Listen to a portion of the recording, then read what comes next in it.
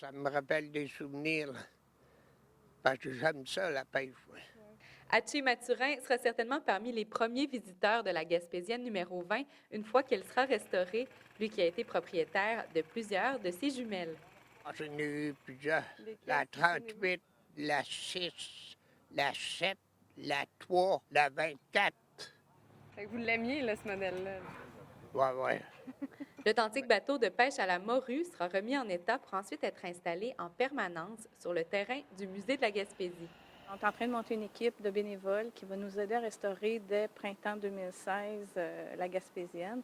Des passionnés, des techniciens, des chercheurs, des historiens, pour ensuite, en 2017, en faire l'interprétation et l'ouvrir au public pour l'été 2017. Seulement 50 bateaux similaires ont été construits et celui-ci est l'un des mieux conservés, ce qui en fait un artefact précieux, un véritable témoin des transformations de l'industrie de la pêche depuis les années 50.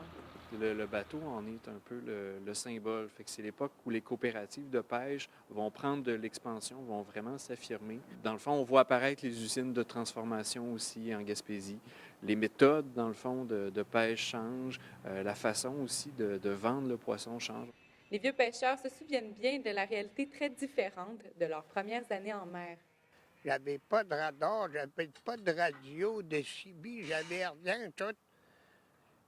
Puis là, je me faisais pogner par la brame. Je pouvais pas avancer, je savais pas ce que j'allais. Le loup de mer en a vécu des choses sur ses bateaux, mais à bord de la Gaspésienne, ses histoires se sont toujours bien terminées. Léa Beauchesne, Gaspé.